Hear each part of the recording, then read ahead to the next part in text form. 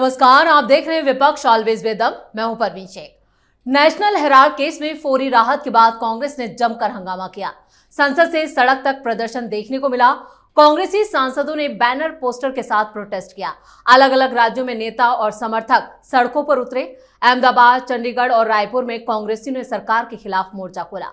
मोर्चा तो जी राम जी बिल पर भी विपक्ष ने खोल रखा है। मनरेगा की जगह आ रहे जी राम जी बिल पर विपक्षी सांसदों ने सदन में जमकर नारेबाजी की। मोदी सरकार जी राम जी बिल को लोकसभा में पेश कर चुकी है। बिल में 125 दिन रोजगार की गारंटी होगी, जबकि मनरेगा में 100 दिन रोजगार की गारंटी होती थी।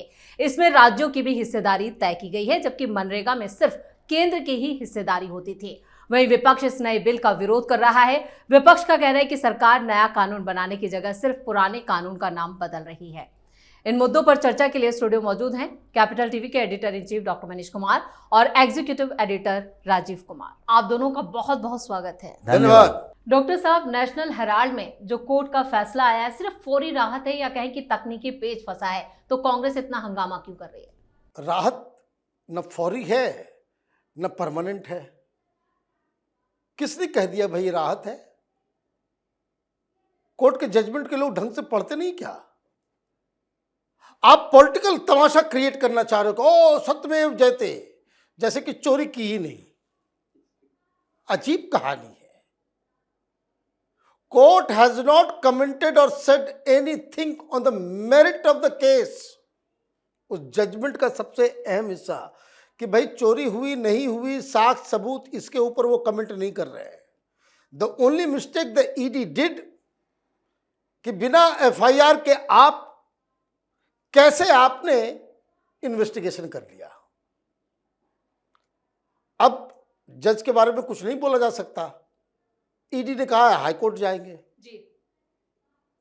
तो ये टेक्निकल ग्राउंड पे, ऑन टेक्निकल ग्राउंड, आजादी की लड़ाई में देश को आजाद करने वाले अखबार को कोई लूट के लेके चला गया तो ऑन टेक्निकल ग्राउंड उसको छोड़ देंगे क्या? कि भाई कंप्लेंट तो सिर्फ सुब्रमण्यम स्वामी ने किया, देयर वाज नो एफआईआर, इसलिए भाई बोल रहे कि भाई ईडी का तो वो केस ही नहीं। केस कैसे नहीं है भाई? ये यंग इंडियन को वो detox consultancy private limited Calcutta का वो फर्जी कंपनी वो पैसे दे रहा है। तो जो अगर कोई फेक कंपनी है उससे पैसे का लेन देन हो रहा है बिना किसी सर्विस के, तो ये तो मनी लॉन्ड्रिंग हो ही गया। इसी चक्कर में तो वो सत्येंद्र जैन गया था जी। वो भी यही कहता था, जो राहुल गांधी के वकील कर रहे हैं, वो दोनों का वकील एक ही है, अभिषेक मनु सिंह भी, कि भाई पैसे के लेन देन कहाँ है? भाई ट्रांसफर हुआ पैसा। तो खैर वो टेक्निकलिटीज अपनी जगह पे। ये आ गए कि भाई हम जीत गए, हम जीत गए, हम जीत गए। तो जीत गए तो फिर ठीक है, फिर प्रोटेस्ट क्या कर रहे हो? सेलिब्रेट करो। जीत गए तो प्रोटेस्ट क्यों कर रहे हो? सेलिब्रेट करो ना फिर जी। और सेलिब्रेट करो। भाई जो जीता वो राहुल गांधी बोलने के लायक नहीं है, वो है ही नहीं हिंदुस्तान में। दूसरी बरी हो गई सोनिया गांधी, उसका भी तो मैसेज आता चाहिए था कि हम आज क्लीन चिट मिल गई। Is it a clean chit? No, ये प्रोपेगेंडा है, ये ओपन एंड शट केस है, माइंडेड। अभी हाई कोर्ट में जाएगा ये मामला, ईडी के पास पुनः वापस उसी हिसाब से चला जाएगा। यानी फिर कमबैक हो सकता है और गांधी परिवार फंस सकता है। लेकिन राजीव सर, इस पूरे मामले में जो प्रियंका वाड्रा का बयान आया, उन्होंने पार्लियामेंट के अंदर कहा कि सरकार इसे जबरदस्ती घसीट रही है। अगर प्रियंका वाड्रा को लगता है सरकार इसे जबरदस्ती घसीट रही है, तो ऐसे ही सरकार के खिलाफ सुप्रीम कोर्ट चले जाए कि देखिए सरकार बदले की भावना से कार्रवाई कर रही है। ये गए तो थे, ये सारी पार्टियां मिलकर गए थे सुप्रीम कोर्ट। देखिए ईडी और सीबीआई का गलत इस्तेमाल किया जा रहा है, तो सुप्रीम कोर्ट एक आदेश दे दे कि कोई भी पॉलिटिशियन के खिलाफ मामला दर्ज नहीं होगा, ईडी सीबीआई इंक्वायरी न करे, ईडी सीबीआई के अधिकारियों को बंगला दे दिया जाए, वो घर में बैठकर आराम करे और कोई काम न करे। अभी ये जो नेशनल हेराल्ड का मामला है, राउज एवेन्यू कोर्ट में जो फैसला आया अभी, वो ईसीआईआर को लेकर है, एफआईआर की तरह समझ लीजिए। ईडी की जो चार्जशीट होती है उस पर संज्ञान लेने का मसला था कि संज्ञान लिया जाए इस पर, और इसके बाद एक नोटिस भेजा जाए जिसमें सोनिया गांधी, राहुल गांधी और दूसरे जो सुमन दुबे वगैरह ये जो आरोपी हैं उनको यहां पेश होने के लिए कहा जाए, उनसे जिरह किया जाएगा। संज्ञान लेने के लिए कोर्ट में अभिषेक मनु सिंघवी ने एक टेक्निकल पेच फंसाया कि अगर चार्जशीट ये दायर की गई है तो चार्जशीट तो किसी एफआईआर के ऊपर दायर की जाती है और एफआईआर तो इसमें हुआ नहीं। अगर कोई इंडिविजुअल मुकदमा दायर करता है कोर्ट के अंदर तो इंडिविजुअल के उस मुकदमे के आधार पर कभी भी कोई इन्वेस्टिगेटिव एजेंसी किसी दूसरे को, यानी जिसके ऊपर मुकदमा है, उसको कोर्ट में घसीट कर नहीं ला सकती। इसलिए ईडी को एफआईआर दर्ज करना चाहिए। ईडी ने एफआईआर दर्ज नहीं किया, लेकिन फिर भी जज ने सीधे कहा आप फर्दर इन्वेस्टिगेशन जारी रखो। यह बात ही नहीं हुई कि इस इन्वेस्टिगेशन के समय में जो सबूत दिखाए गए हैं वो गलत है या सही है। जैसा डॉक्टर साहब ने कहा, सबूतों पर कोई चर्चा नहीं हुई। इसका मतलब है कि सबूत अभी भी जस का तस है। एफआईआर जो ईओडब्ल्यू ने दर्ज किया है वो इन्वेस्टिगेशन करके अगर वो हैंड ओवर करता है ईडी को, तो फिर ईडी इसमें पीएमएलए का मामला दर्ज करती है और उसके बाद वही सारी सबूतों के साथ ये राव एवेन्यू कोर्ट में जाएगी और फिर चार्जशीट वैसे ही रहेगा और सोनिया गांधी, राहुल गांधी को कोर्ट में आना पड़ेगा। क्या राव एवेन्यू कोर्ट ने एक शब्द बोला कि 661 करोड़ रुपए की जो प्रॉपर्टी सीज हुई पड़ी है नेशनल हेराल्ड की, वो सीज क्यों हुई है जब ये मामला ही नहीं है? तो अभिषेक मनु सिंघवी बोलते कि नहीं, जो 661 करोड़ रुपए की प्रॉपर्टी सीज करके रखा है उसको रिलीज करवा दीजिए। या फिर इनके जो तकरीबन 300 करोड़ रुपया अलग अलग जगहों पर दिल्ली, मुंबई और लखनऊ में ये जो अपार्टमेंट बने हुए हैं नेशनल हेराल्ड के नाम से, और जिसको यंग इंडिया ने सेल कंपनियों के माध्यम से रेंट एग्रीमेंट बनाकर फर्जी रेंट दिया है, उन पैसों को रिलीज करने की बात करते। मतलब मामला अभी वही का वही है और आपने मान लिया कि नहीं, राव एवेन्यू कोर्ट की तरफ से कहा गया कि ये मामला दर्ज होने के लायक नहीं है एफआईआर की बात को लेकर, और आपने कहना शुरू कर दिया कि सरकार ने फंसाया है। 2014 से ऐसे चल रहा था। अगर किसी निचली अदालत के उस फैसले का भी, जिसको आगे हाई कोर्ट में चैलेंज किया जा सकता है, उस फैसले के आधार पर आप मान लिए कि यह गलत हुआ है, तो इसका मतलब है कि राहुल गांधी को जो सूरत की कोर्ट ने सजा दी 2 साल की, आप चैलेंज नहीं करते कि नहीं 2 साल की सजा मिल गई, निचली अदालत सर्वमान्य है, उसके बाद इनकी सांसदी जाए कोई फर्क नहीं पड़ता, चली गई थी, बंगला छिन गया, आपने चैलेंज क्यों किया?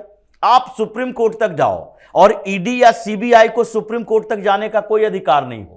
अभी यह मामला वही का वही है और थोड़े समय के लिए इनको खुश होना है, लेकिन खुश होने के साथ सरकार को आरोपी बनाना है कि नहीं, सरकार बदले की भावना से कार्रवाई कर रही थी। अगर सरकार की यह भावना है तो क्या ये 2000 करोड़ से लेकर 5000 करोड़ की कीमत लगाई जाती है, यह सरकार के खजाने में चली जाएगी या नेशनल हेराल्ड के पास ही रहेगी?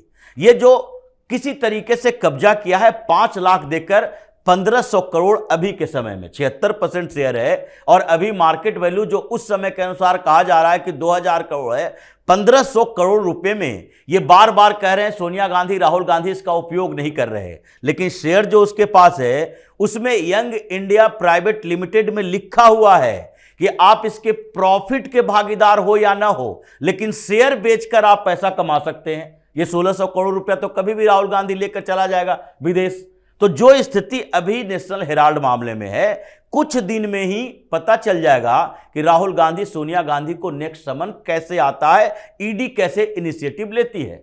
यानी अभी मुश्किलें बढ़ने वाली हैं, खत्म नहीं हुई हैं, लेकिन संसद को जिस तरह से इन लोगों ने सियासी दंगल बना दिया है, विपक्ष ने, एक बिल पारित होता है और एक पर इतना जबरदस्त हंगामा क्यों? देखिए, संसद के अंदर तो ये लोग जोकर बन गए जी, plain and simple. Rahul Gandhi कहां है भैया? राजनीति नहीं करनी है, किसी और को बता दो। कल इतना बड़ा बिल सरकार पारित लेकर के चली गई और हमारा लीडर ऑपोजिशन ही नहीं है, वो संविधान लेकर के घूमता रहता है, कोई दायित्व तो नहीं है। पुतिन साहब तो ठीक नहीं मिलवाया इसको, क्योंकि एक तो किसी काम का ही नहीं है। जब चीफ जस्टिस शपथ लेते तब नहीं आता, वाइस प्रेसिडेंट शपथ लेते तब नहीं, जब जरूरत होती है इसकी तब ये गायब हो जाता है और कांग्रेस वाले सिर पीट रहे हैं।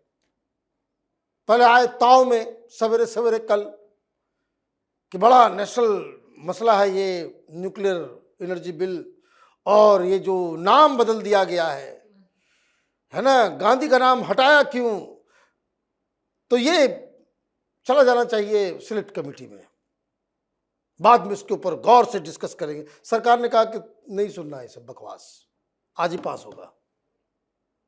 कल देर रात तक चला, कल देर रात तक चला ना डिस्कशन। क्यों? क्योंकि विपक्ष जो है वो अपने मूल तत्व को जो है वो भूल चुका है। प्राइवेटाइजेशन हो रहा है न्यूक्लियर बिल का, आप सबसे ज्यादा चिल्लाते हो अडानी अडानी अडानी अडानी अंबानी अडानी अंबानी, प्राइवेटाइजेशन लंदपंद। ये न्यूक्लियर रिएक्टर लगाएगा कौन? यही लोग लगाएंगे ना। प्राइवेटाइज कर रहे हैं, बिजली तो यही लोग का लगेगा। भाई इतना बड़ा मुद्दा तुम्हारे पास था, तुम चला और तुम जो है चले गए हो तुम जर्मनी। सवाल पूछेंगे, क्या राहुल गांधी इसलिए जर्मनी गए कि शरद पवार के यहां बैठ करके अडानी के साथ इसकी डील हो गई? क्या अडानी से पैसे खा करके ये जर्मनी चला गया कि भाई ये बिल पास करवा लो? ऐसे तो हंगामा पार्लियामेंट चलने नहीं देते, इसके ऊपर पार्लियामेंट भी चल गया। आप वॉकआउट कर रहे हो, वोट नहीं दे रहे हो। कितने पैसे खाए अडानी से ये बता दो। बाकी सब आकर के बक बक बक बक कर लिया और उसके बाद गायब हो गए।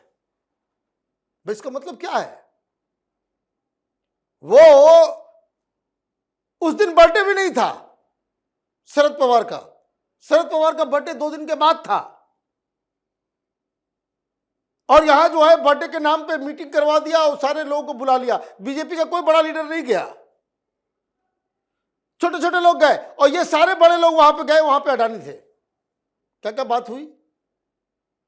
यही फ्रॉडगिरी है कि आप बोलते कुछ हो, करते कुछ हो। प्राइवेटाइजेशन पे लड़ना था, कैपिटलिज्म के खिलाफ लड़ना था, पूंजीवाद करना था, तो दिस वाज द टाइम कि आपको मुंह खोल करके बोलना था। उसके बाद फिर ये राजीव बताएंगे ज्यादा डिटेल में। ये जो नाम बदला जा रहा है गांधी, गांधी के हटने से प्रॉब्लम नहीं इनको, वो राम जी लिखा हुआ है ना दिक्कत वहां है। 100 बात की एक बात समझ लीजिए, वो राम जी से परेशानी है कि तो सेक्युलरिज्म के छाती के ऊपर मूंग दर रहे हैं प्रधानमंत्री मोदी। अब राम जी के नाम से प्रोग्राम होगा और भी गरीबों का, तो ये तो वो तो फिर भी लिहाज करे। मोदी उतना भी ज्यादा हार्डकोर आदमी नहीं है। ये जो विकसित भारत, पहले जो वी लिखा हुआ है, उसके बाद जी राम जी की, वो भी जरूरत नहीं थी।